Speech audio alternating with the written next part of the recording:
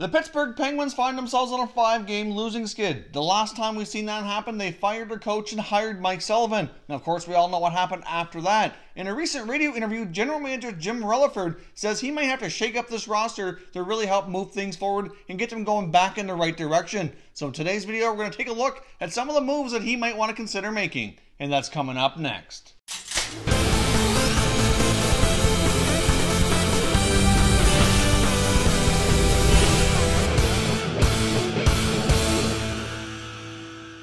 Hey everyone, and welcome back to another video here at Top Shelf Hockey. If you're new to the channel, thanks for stopping by. We review and discuss all 31 NHL teams. So if you're a huge hockey fan, consider subscribing and clicking the bell so you don't miss anything. Now, as I mentioned off the top, General Manager Jim Rutherford of the Pittsburgh Penguins did a recent radio interview and indicated he might have to shake up his roster here to really help the team move forward. Now, as we know, Jim Rutherford has done a fantastic job not only managing the salary cap, but he's also not afraid to make big moves, and he's done a great job since he's been with the Pittsburgh Penguins. So as we've seen in the past, Jim Rutherford is not afraid to make big moves and bold moves, and it could be something that he might be looking to do here in the near future if the Pittsburgh Penguins don't get things turned around. After the most recent loss last night to the Washington Capitals, they find themselves on the outside of the playoffs looking in, and there's still plenty of time here to get things going in the right direction and get themselves back in the playoffs. But it's not something that we're used to seeing here from the Penguins organization. Is an extended losing streak. So let's take a look at some of the underperforming players and options that Rutherford might be looking at here to try to move this team around.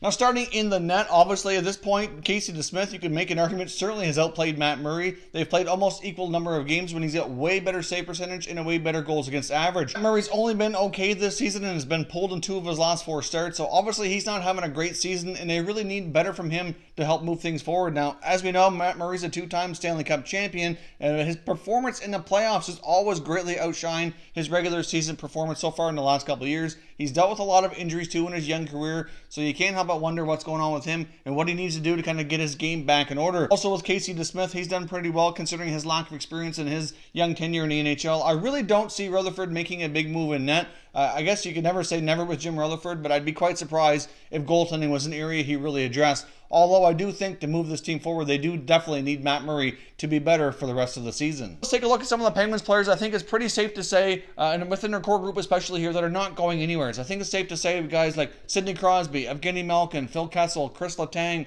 are not going anywhere. They just recently inked Patrick Hornqvist to a big extension. I think he's become a pretty decent member of that core as well. He certainly serves a unique role, a unique type of player. So I don't see Hornqvist going anywhere either. I mean, he works really well with Crosby. I think Crosby really likes him. He serves his role and plays well. I think he's definitely safe to be staying here with the Penguins here longer term.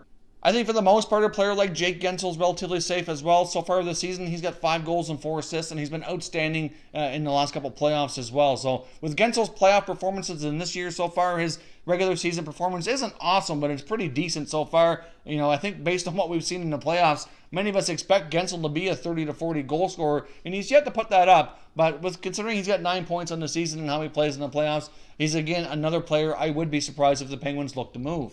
Another surprise performer so far this year has been Jamie Alexiak. He's really been picking up the offense here in the last 4 or 5 games. He's been scoring goals, putting up assists, and he's really been contributing a lot here on the back end. I think outside of Chris Letang, I think you could probably say he's been their second best defenseman, at least in my opinion, so far this year. One young player in the Penguins organization is having a hard time finding his way and getting a consistent spot in the lineup and really showing his offensive abilities is youngster Daniel Sprong. I have seen some reports that, especially from Darren Dreger, NHL insider for TSN, that he thinks it's very, very likely that the Penguins would look to trade Daniel Sprong. So another team very well might take him on for a more experienced veteran that the Penguins could maybe get a little bit more out of in the short term here. But I do think Sprong, he showed a ton of potential in junior and in American Hockey League as well. So I do think he has some upside at the NHL. But the one thing, he hasn't really had a consistent spot and a real major opportunity here. So we'll see what happens with Sprong, but he's certainly one guy that NHL insiders do feel the Penguins could use as a trade chip here to bring in a little bit more experience and kind of level out the depth scoring in their lineup.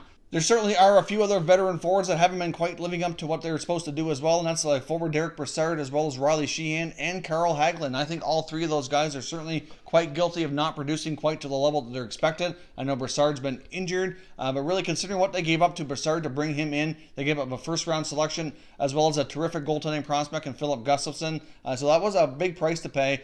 Plus, Ryan Reeves ended up having to go to Vegas as well, because that was a really complicated deal there where Vegas retained some salary on Brassard. So the other good thing about Brassard is that his contract is easy to move, considering that Vegas retained a portion there of it. They're not really actually paying him a whole lot, so that's a contract that would be certainly easier to move. Now, Hagelin's in the final year of his deal, and Sheahan doesn't make a ton of money either. So any three of those guys, from a contract perspective at least, would be certainly easy to move. It's just going to be a little bit of a challenge, considering other teams might be, not so willing to pick them up due to their lackluster performance so far this year. And in Hagelin's case, really beyond this year into last year as well. I don't really think he's been all that great since they kind of broke up the HBK line. Another guy that falls into that same category is Brian Rust. He's only got 1 goal in the season in 14 games. And he had himself a pretty decent extension here for a couple of years as well. So Brian Rust is another younger player. At one point, Rust and Sherry were the new guys on the block here. Sherry's now moved on to Buffalo in a cost-cutting measure this past offseason. And Brian Rust is a guy who's kind of been hot and cold. At times he's played with Crosby. He's kind of bounced around. It's another guy that the Pittsburgh Penguins could certainly maybe do something with. So that's 5 forwards that we've already earmarked as potential trade targets right there. I mean, you've got Brian Rust, Daniel Sprong, Riley Sheahan, Derek Brassard, and Carl Hagelin. I think all 5 of those guys have not lived up to what's expected of them and very well could find their way out of town here with the Penguins. Now, based on Jim Rutherford's comments, I think there's a couple defensemen that kind of fall into this category as well, and I think we're looking at Brian Dumoulin and Olli Määttä. I mean, neither of those guys have really had tremendous seasons, and really, you could probably throw Jack Johnson in there as well, although that contract I think would be difficult to move, considering they just signed him for a longer-term deal this past offseason, and really, I don't think, in my opinion at least, he's been all that good for the Pittsburgh Penguins, but I really don't see Johnson going anywhere. I do think if they moved a defenseman, Dumoulin or Määttä would be the more likely choices that they would try to part with here. I just don't see Jack Johnson being tradable at this point with the contract they gave him based on his recent play. Now, we heard comments from Rutherford in this interview indicating that this team is too easy to play against. They're not putting in full 60-minute efforts, that other teams are coming in, outworking them, and just kind of taking the game. He even indicated some of the games that they won, they probably shouldn't have, and some of the games they lost that were close really shouldn't have been as close on the scoreboard, that they really didn't deserve to be in some of those games. So obviously we know Jim Rutherford's not happy with the Penguins' performance. We also know he's not afraid to make big moves. So what could be in store here for the Penguins? Now, if you take a look at the potential coaching change, I know right now it's kind of the hot topic around the NHL, coaches going down. I don't see the Penguins going down that route here. I mean, we got 2-time Stanley Cup champion Mike Sullivan. He's had a ton of success with that team. And based on comments from Jim Rutherford, I really don't think Sullivan's in any danger of losing his job. I do think, if anything, Rutherford might attack the roster here and try to shake things up with a couple of trades and inject some youth and some offense into this lineup. So as always, I'd love to hear your comments and thoughts down below. Are the Penguins going to shake up this roster, and what kind of moves do you think they could make? Based on the players we've discussed here today, who do you think is the most likely targets that the Penguins try to move to improve their team and try to have another shot here at yet another Stanley Cup championship? If you're new to the channel, I hope you consider subscribing. We cover all 31 NHL teams, and there's plenty of content here for all hockey fans to enjoy. So if you're new, hit that subscribe button. If you like this video, don't forget to hit the like button as well. I'd appreciate it if you did. As always, thank you very much for watching, everybody. We will catch you next time.